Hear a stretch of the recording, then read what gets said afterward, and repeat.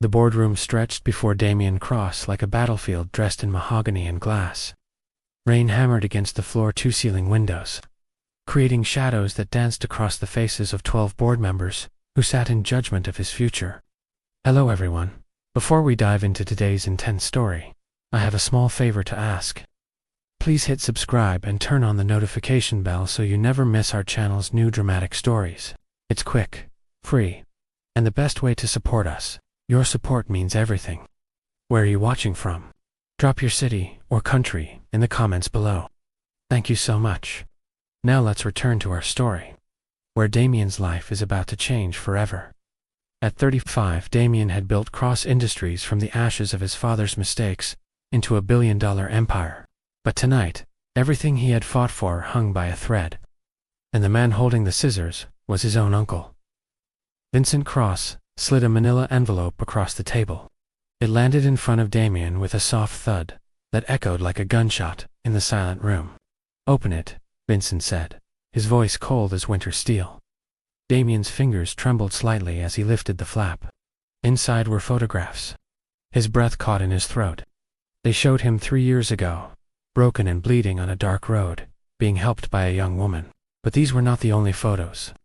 There were others, documents with his signature, financial records he thought had been destroyed. "What is this?" Damien demanded, though ice was already forming in his veins. "Insurance," Vincent replied smoothly. "You see, Damien, I know what really happened the night your father died. I know about the breaks. I know about the offshore accounts. And I know you were not alone on that road by accident." The room tilted. Damien gripped the edge of the table, his knuckles white. "You are lying, am I?" Vincent opened his own folder, revealing documents that could destroy Damien's life. "Here is what is going to happen. You will marry the woman I have chosen. You will do it quietly, publicly, and without question. The marriage will last 1 year, during which you will merge Cross Industries with Bennett Technologies. If you refuse, these documents go to the police, the press, and the board. Your empire crumbles.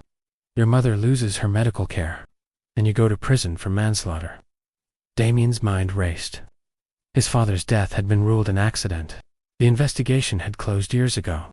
But if Vincent had evidence suggesting otherwise, even false evidence, the scandal alone would destroy everything. "Who is she?" Damien asked, his voice barely above a whisper. "Someone who will secure our future. Someone who has her own reasons for agreeing. You will meet her at the altar, not before. Those are my terms. And if I refuse—" Vincent smiled, and it was the cruelest expression Damien had ever seen. "Then I will make sure you lose everything you love, starting with your mother. Her treatments are expensive, are they not? Experimental drugs, private care. What happens when the insurance mysteriously denies coverage? What happens when the hospital discovers financial irregularities in her account?" Rage surged through Damien, hot and blinding. "You would not dare. Try me, nephew. Sign the contract, or watch your world burn."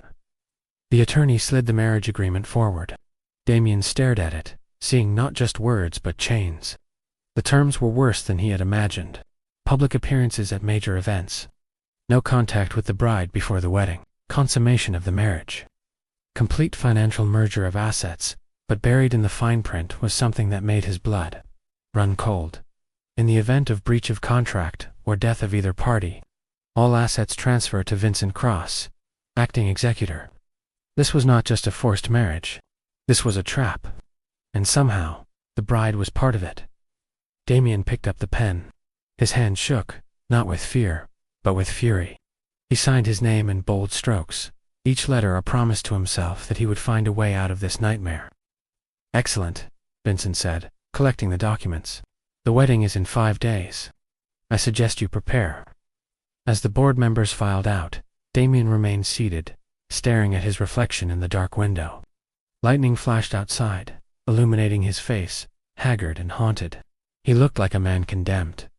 He left the building through a side exit, avoiding the press that always lurked near the main doors. Rain soaked through his expensive suit as he walked toward his car, but he barely noticed. His mind churned with desperate plans, each one more impossible than the last. That was when he heard it. Soft crying, barely audible over the storm. Damien turned toward the sound. In a covered alcove near the building's entrance sat a woman in a simple dress, her face buried in her hands. Her shoulders shook with sobs that seemed to come from somewhere deep and broken.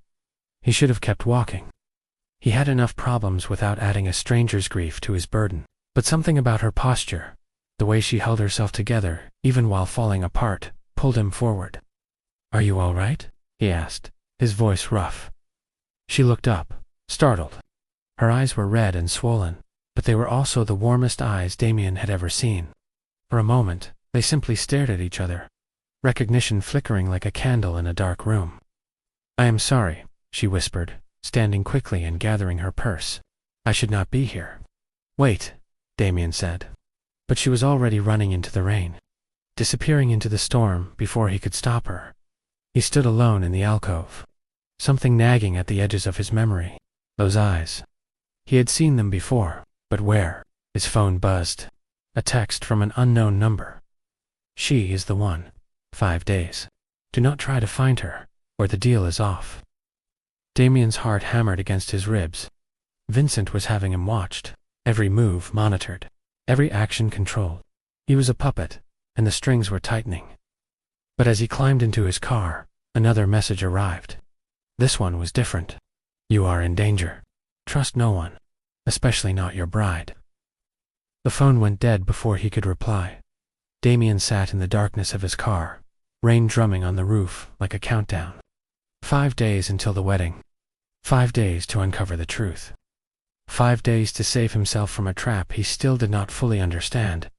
He started the engine and pulled into the night, unaware that in a window high above, Vincent Cross watched him go, a smile playing at his lips. Everything was going according to plan. The following 3 days were a blur of preparations that felt more like a funeral than a wedding. Stylists came and went. Contracts were signed. Schedules were made. But through it all, Damien searched for answers. He hired a private investigator to look into the Bennett family. What he discovered chilled him to the bone. Nora Bennett's father had not died of natural causes. He had been murdered, made to look like suicide, and the company that had bought his debts, a shell corporation owned by Vincent Cross. Nora was not just a bride. She was bait. But for what? On the 4th night, Damien broke into Vincent's office. He had 1 hour before the security system reset. He searched through files, desperate for anything that would explain the conspiracy. That was when he found it. A medical report. His mother's medical report. But the diagnosis was wrong. The treatments were wrong. Everything was a lie. His mother was not sick. She had been poisoned, slowly, systematically, for 3 years. The experimental drugs were not saving her. They were killing her, and Vincent was signing the prescriptions. Damien's world shattered. This was not about money or power. This was about murder. Vincent was killing his own sister to control Damien, to force him into this marriage, to take everything the Cross family had built. But why did he need Damien married? What did Nora Bennett have that was worth killing for? Damien fled the office as alarms began to wail behind him. He had triggered something, some failsafe. Vincent would know he had been there. He had 1 day left. 1 day to stop a wedding that was really an execution. 1 day to save his mother, himself, and a bride he had never met but who was somehow the key to everything. As Damien raced through the rain-slicked streets toward the hospital where his mother lay dying, he made a decision. He would go through with the wedding. He would stand at that altar. He would let Vincent think he had one. But when that veil lifted, when he finally saw the face of his mysterious bride, Damien would be ready for war, because now he knew the truth. This marriage was not just arranged. It was a death sentence, and the only way to survive was to turn the trap against the trapper. The wedding was tomorrow, and nothing would ever be the same. Dawn broke over the city like a wound, red and bleeding across the horizon. Damien Cross stood at the window of his penthouse, his reflection ghostly in the glass. He had not slept, could not sleep. Every time he closed his eyes, he saw his mother's face, pale and wasting away in her hospital bed, poisoned by the very man who was supposed to protect her. The wedding was in 6 hours. 6 hours until he walked into Vincent's trap. But now he had a weapon his uncle did not know about. Knowledge, and a plan so dangerous it might kill him. His phone buzzed. the private investigator. Found something. Nora Bennett has a safety deposit box at First National. Opened 3 months ago, same day the marriage contract was drafted. Whatever is inside, someone wanted it hidden. Can you access it? Damien typed back. Not legally, but I know someone who can. It will cost you. Do it. I need to know what is in that box before the ceremony. Damien dressed slowly, each piece of his wedding attire feeling like armor he was putting on before battle. The black suit, the white shirt, the silver cufflinks that had belonged to his father. He looked at himself in the mirror and saw a stranger, a man backed into a corner, a man with nothing left to lose. His phone rang. Vincent, of course. Good morning, nephew. I trust you slept well. What do you want, Vincent? Just a reminder. No surprises today. No heroics. You say your vows, you sign the papers, and everyone lives. Deviate from the plan, and your mother's life support gets unplugged. Am I clear? Damien's fingers tightened around the phone. Crystal. Excellent. See you at the altar. The line went dead. Damien threw the phone across the room, watching it shatter against the wall. The rage felt good. Clean. But he forced it down, locked it away. Emotion was weakness. Control was survival. The car arrived at noon, a black limousine with tinted windows. Inside, everything was white leather and cold efficiency. No driver made small talk. No radio played. Just silence and the sound of his own heartbeat. The venue was an estate outside the city. A sprawling mansion surrounded by gardens that looked beautiful but felt like a prison. Security was everywhere. Vincent was not taking chances. Damien was escorted to a preparation room. Mrs. Chen, the wedding coordinator, appeared with a clipboard and a smile that did not reach her eyes. Mr. Cross, we will begin in 1 hour. The bride has arrived and is being prepared in the east wing. You will enter first, then wait at the altar for her entrance. I want to see her, Damien said suddenly.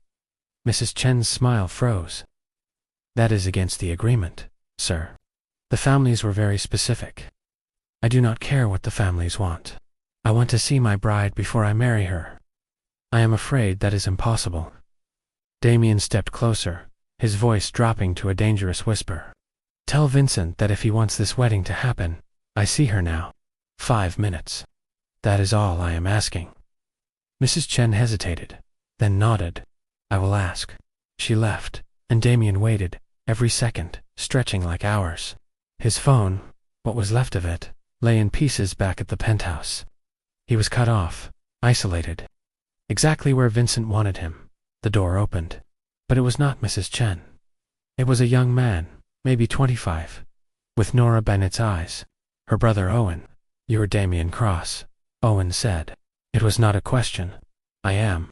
And you are. Someone who is trying to save my sister from making the biggest mistake of her life. Owen closed the door behind him, his face pale but determined. You need to know something. Nora did not agree to this marriage willingly. She was blackmailed. Damien's pulse quickened. By who? Your uncle. Vincent Cross. 3 months ago, he came to our home. He had evidence, or claimed to have evidence, that my father's death was not suicide. He said he could prove my father was murdered, and that my mother was involved. He said he would go to the police unless Nora agreed to marry you. The pieces clicked into place with sickening clarity. Your father was not murdered by your mother. I know that, Owen said desperately. But my mother was already devastated. The accusation alone would have destroyed her. Nora sacrificed herself to protect our family. Did Vincent tell your sister why he wanted this marriage? No, only that it was necessary for business. But Nora did some digging. She found out about your mother, about the poisoning. She thinks you are in danger. Before Damien could respond, alarms shrieked through the building. Red emergency lights flashed in the hallway. Mrs. Chen's voice crackled over the intercom, panicked and shrill. Security breach. East Wing. All personnel respond. Owen's face went white. That is where Nora is. They ran, down corridors filled with rushing security guards, through doors that should have been locked but stood open. The East Wing was chaos. People shouting, women screaming, and at the center of it all, a wedding dress splattered with blood. But Nora was not wearing it. A bridesmaid lay on the floor, unconscious but breathing, stripped down to her undergarments. The wedding dress had been taken. The bride was gone. Damien grabbed the nearest security guard. "Where is Nora Bennett?" "We do not know, sir. She disappeared 10 minutes ago. We are searching the grounds." "Searching," Owen shouted. "My sister has been kidnapped, and you are searching." Vincent appeared in the doorway, his face a mask of concern that did not quite hide the calculation in his eyes. "Gentlemen, please. I am sure there is a simple explanation." "You did this," Damien said coldly. "This is part of your plan." "I assure you, nephew, I am as shocked as you are." "Then why are you smiling?" Vincent's expression hardened. "The wedding will proceed as scheduled. We will use a stand-in if necessary." "A stand-in?" Owen lunged forward, but security held him back. "My sister is missing, and you want to use a stand-in. Your sister signed a contract. If she has chosen to flee, that is breach of agreement. The consequences are hers to bear." Damien felt something break inside him, the last thread of civility, of restraint. "If Nora is harmed in any way, I will destroy you. Contract or no contract. Mother or no mother. I will burn your empire to the ground and salt the earth where it stood." "Brave words," Vincent said softly, "but empty. You have no power here, do I not?" Damien pulled something from his jacket pocket, a flash drive. "This morning, my investigator accessed Nora's safety deposit box. Inside was a recording. Your voice, Vincent, confessing to murdering Bennett, confessing to poisoning my mother, confessing to everything." The room went silent. Vincent's face drained of color. "Impossible," he whispered. "That recording was destroyed." "Apparently not. And in 30 minutes, unless I send a signal to my lawyer, copies will be delivered to the police, the press, and every member of the board." Security guards looked at each other, uncertain. The power dynamic had shifted, but Vincent was not finished. "You are bluffing," Vincent said, but his voice shook. "Am I? Then call my bluff. Walk away. See what happens." A phone rang. Vincent's phone. He answered it, his face going from white to gray. "What? When? How is that possible?" He lowered the phone slowly. "That was the hospital. Your mother has woken up. She is asking for you. The doctors say her blood work shows she was being poisoned, but the toxin has cleared her system. They are calling it a miracle." Damien smiled, and it was a terrible thing to see. "I switched her medications 3 days ago. Everything she was receiving was replaced with harmless saline. Whatever you were using to kill her is gone. You cannot prove anything." "I do not need to prove it in court, Vincent. I just need to prove it to the board, to the press, to everyone, whoever trusted you. Your word against mine, backed by medical records, recordings, and witness testimony. Who do you think they will believe?" Vincent staggered backward, his carefully constructed plans crumbling around him. But desperation made him dangerous. He grabbed a security guard's weapon, pointing it directly at Damien. "Nobody moves," Vincent snarled. "This wedding happens now, or I start shooting." The room erupted into chaos. Guards drew weapons. Owen tried to rush forward. Mrs. Chen screamed. And through it all, Damien stood perfectly still, staring down the barrel of his uncle's gun. "Shoot me," Damien said quietly, "and you lose everything. That flash drive is encrypted. Only I know the password. Kill me, and it goes to my lawyer automatically. You will be arrested before my body is cold." "Then we die together," Vincent said, his finger tightening on the trigger. A gunshot rang out, but it was not Vincent's gun. It was a sniper shot from outside, precise and controlled. The weapon flew from Vincent's hand as he screamed in pain, clutching his bleeding fingers. Security swarmed him, tackling him to the ground. Police poured through the doors, led by detectives who had apparently been waiting for exactly this moment, and in the doorway, wearing the stolen wedding dress and holding a smoking rifle, stood Nora Bennett. "I believe," she said calmly. "We have a wedding to cancel." Time seemed to stop as everyone in the room stared at Nora. The wedding dress hung on her small frame, too large and splattered with blood that was not hers. Her hands trembled slightly as she lowered the rifle, but her eyes were steady, burning with a courage Damien had only glimpsed before. Vincent writhed on the ground, security pinning him down as police moved forward with handcuffs. "You cannot do this," he screamed. "I am Vincent Cross. I own half this city." "You are under arrest," the lead detective said flatly, "for attempted murder, conspiracy, blackmail, and about 15 other charges we will add as we go." Owen rushed to his sister, pulling her into a desperate embrace. "Nora, what happened? We thought you were taken. How did you get away?" Nora's eyes never left Damien's face as she answered. "I was never taken, I left. 20 minutes ago, a woman came to my preparation room. She said her name was Margaret Cross. She said she was Damien's mother." Damien's heart stopped. "My mother is in the hospital." "She was in the hospital," Nora corrected. "She checked herself out 3 hours ago. She came here to warn me, to tell me everything about what Vincent had done to her, to you, to my family. She is the one who helped me escape."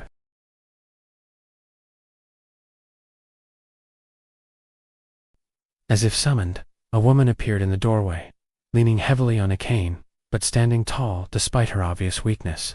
Margaret Cross looked like she had been fighting death itself, and winning. Her eyes, so like her son's, swept the room with quiet fury.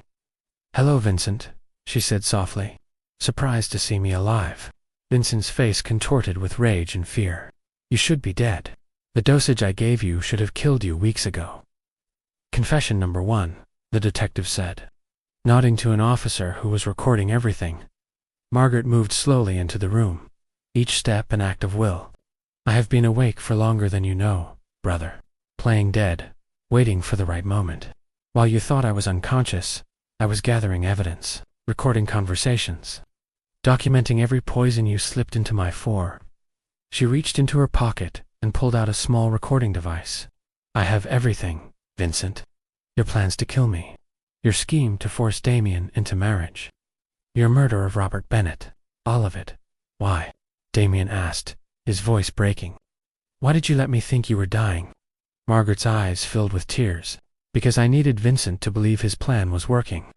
I needed him to feel safe enough to make a mistake, and I needed to protect you, my son, from becoming the man he was trying to turn you into." "You put yourself through months of torture," Damien said, moving toward her. "You let him poison you, let him think he was winning." "I did what I had to do to save you." Margaret touched his face gently, just as Nora did what she had to do to save her family. "We are stronger than the men who tried to break us." Vincent laughed bitterly from the floor. "None of this matters. The contracts are legal. The marriage agreement stands. Even if I go to prison, the board will force the merger. You cannot stop what I have put in motion." "Actually," Nora said, stepping forward, "we can." She pulled a folded document from inside the wedding dress. "This is the real marriage contract. The one my father signed with your father, Damien, 20 years ago. A partnership agreement that was supposed to unite our companies through friendship, not through force. But Vincent forged documents, claiming it was a marriage contract to be fulfilled when you came of age." She handed the paper to the detective. "My father discovered the forgery 2 weeks before he died. He confronted Vincent. That is why he was killed. Vincent needed him silent." The detective examined the document, his eyebrows rising. "This is significant evidence of fraud and premeditation. Mr. Cross, you are in serious trouble." Vincent's composure finally shattered completely. "You think this changes anything? I have spent 3 years building this plan. I have contingencies. I have people everywhere. Even if I go to prison, you will never be safe. None of you will." "Is that a threat?" the detective asked. "It is a promise," Vincent hissed. Margaret stepped forward, looking down at her brother with something that might have been pity. "You were always so afraid, Vincent. Afraid that father loved Damien's father more. Afraid that you would be forgotten. So you destroyed everything rather than let anyone else have it. But you forgot the most important thing." "What is that?" Vincent spat. "Family is not about blood. It is about who stands with you when everything falls apart, and you stand alone." Police hauled Vincent to his feet, dragging him toward the door.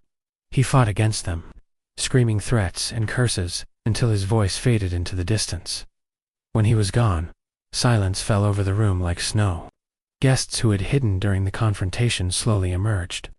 Wedding staff looked around at the chaos, uncertain what to do next. Damien turned to Nora, really looking at her for the first time without the weight of Vincent's manipulation between them. She looked exhausted, terrified, and absolutely magnificent. "You saved me," he said simply. "Your mother saved me first," Nora replied. "She told me everything. About the poisoning. About the blackmail. About how you signed that contract to protect her, even though you knew it was a trap. She said you were the bravest man she had ever known, and that I should not marry you out of duty, but only if I wanted to choose you myself." "And what did you say?" Nora's smile was small but genuine. "I said I needed to meet him first. So she helped me escape, gave me this dress and her rifle, and told me to save myself. But when I got to the edge of the property, I realized something." "What?" "I did not want to run away. I wanted to run toward something. Toward truth. Toward justice. And maybe, if he would have me, toward you." Owen cleared his throat. "Nora, you barely know this man." "I know he stood in front of a gun for me," Nora said. "I know he gave up everything to protect his mother. I know he was willing to marry a stranger to save the people he loves. That is enough to start with." Damien took a step closer. "The contract is void. You are free. You do not have to stay here. You do not owe me anything." "I know," Nora said. "But what if I want to stay? Not because of contracts or threats or family obligations, but because, when I look at you, I see someone who understands what it means to sacrifice everything for the people you love, and I think you see the same thing in me." "I do," Damien admitted, "but this is not how I wanted to meet you, not in blood and chaos and lies." "Then let us start over," Nora said. She held out her hand. "Hello, my name is Nora Bennett. I am 28 years old. I run a charity foundation for families in debt. I like old movies and hate coffee, and I am standing in a wedding dress that does not fit in front of a man I just met, wondering if he would like to have dinner sometime." Despite everything, despite the trauma and fear and exhaustion, Damien found himself smiling, really smiling, for the first time in years. He took her hand gently. "Hello, Nora Bennett. My name is Damien Cross. I am 35 years old. I run a company I inherited from a father who believed in second chances. I like coffee and old movies, and I would very much like to have dinner with you, if you promise the dress code is less formal." Nora laughed, the sound bright and unexpected in the damaged room. "I think I can manage that." Margaret watched them with tears streaming down her face, but they were tears of joy. Owen stood beside her, his arm around the woman who had saved his sister. United in their relief, the detective approached, clearing his throat. "I hate to interrupt, but we will need statements from all of you. This case is going to take months to untangle." "We will cooperate fully," Damien said, not letting go of Nora's hand. "Whatever you need. There is one more thing," the detective added. "Vincent made several phone calls before his arrest. We believe he may have contacted associates, possibly dangerous ones. You should all consider protection until we round up everyone involved in this conspiracy." "I have security," Damien said. "Mrs. Bennett, Owen, Nora, you are all welcome to stay at my home until this is resolved." "We appreciate that," Owen said, "but we do not want to impose." "You are not imposing," Margaret said firmly. "You are family now. Not by contract or force, but by choice. And family takes care of each other." As police finished processing the scene, and guests were escorted out, Damien found a quiet moment alone with his mother. "Why did you not tell me you were awake? Why did you let me think I was losing you?" Margaret touched his face with infinite gentleness. "Because I knew if you thought I was dying, you would do anything to save me, even sacrifice yourself. Vincent knew that too. He counted on your love making you predictable, but what he did not count on was that your love would also make you dangerous. I was ready to go to war for you, I know. And that is why I had to stop Vincent before you had to. You have spent your whole life cleaning up other people's messes, Damien. Your grandfather's debts, your father's mistakes, my illness. It was time someone protected you. I do not need protection. Everyone needs protection sometimes," Margaret said. "The strongest people are not the ones who never fall.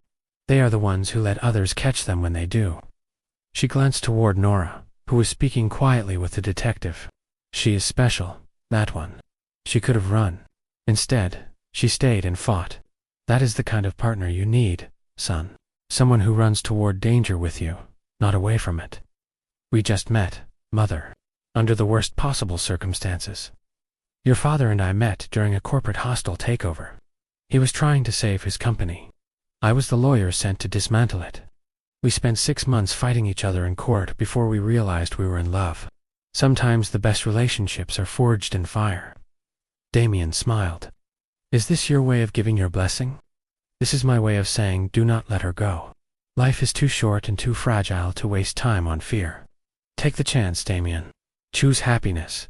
Hours later, after statements had been given and security arranged, Damien found himself standing on the same terrace where he had stood just that morning, preparing for a wedding that was really a trap. But now everything had changed. The sun was setting, painting the sky in shades of gold and crimson. The estate, which had felt like a prison, now felt like the site of a hard-won battle. Nora joined him, having changed out of the blood-stained wedding dress into borrowed clothes. She looked tired, but at peace. Your mother is remarkable, she said. She is, so are you. They stood in comfortable silence for a moment, watching the sun sink below the horizon. Finally, Nora spoke again. What happens now? To us, I mean. I was thinking, Damien said slowly, that maybe we could start with that dinner. No contracts, no obligations, just 2 people getting to know each other. And if we discover we do not actually like each other once the drama is over, then we shake hands and part as friends who survived something terrible together. And if we discover we do like each other, Damien turned to face her fully, then we take it one day at a time. No pressure, no expectations, just honest exploration of what could be. Nora smiled. I think I would like that. But fair warning, I am a terrible cook. I work too much, and I have trust issues. I cannot cook at all. I also work too much, and after today, I definitely have trust issues. Sounds like we will fit together perfectly. She laughed, and the sound was like music, when you put it that way, ... Tomorrow, Damien said. Let me take you to dinner tomorrow, somewhere quiet, somewhere normal. Somewhere we can just be 2 people talking. Tomorrow sounds perfect. As stars began appearing in the darkening sky, Damien realized something profound. He had spent 3 years building walls around his heart, convinced that love was weakness and isolation was strength. But today, he had learned that the opposite was true. Love was what made you fight. Connection was what made you strong. And the woman standing beside him, who had every reason to run, but chose to stay and face danger head-on, was proof that sometimes the best things in life come from the worst circumstances. Nora, he said softly. Yes. Thank you. For saving my life today. She looked up at him, her eyes reflecting starlight. You are welcome. Thank you for being worth saving. And there, on a terrace, where a trap had turned into a rescue, where contracts had burned and truth had won, 2 people who had expected nothing but pain found something unexpected instead, hope. The arranged marriage had been cancelled, but a real relationship, built on choice and courage and mutual respect, was just beginning, and for the first time in 3 years, Damien Cross believed in the possibility of love again. The END epilogue 1 year later, the coffee shop was small and quiet, tucked away on a side street, far from the corporate towers of Manhattan. Damien sat across from Nora, watching her laugh at something on her phone. She looked up and caught him staring. What? She asked, smiling. Just thinking about how different this year has been from what I expected. Good different or bad different. The best different, he said honestly. Vincent is in prison. My mother is healthy. Your family is thriving, and I am sitting here with you, drinking terrible coffee and feeling happy. The coffee is not that bad, Nora protested. It is awful, and you know it. She laughed again, and Damien thought about how much he loved that sound. They had taken it slow, just as they had promised. Dinners, movies, long walks, getting to know each other without the pressure of contracts or threats, and somewhere along the way, friendship had deepened into something more. I have something to ask you, Damien said, his heart suddenly racing. Nora set down her coffee cup. This sounds serious. It is. He reached across the table, taking her hand. I know we said no pressure, no expectations, but it has been a year, and I find myself wanting to ask something important.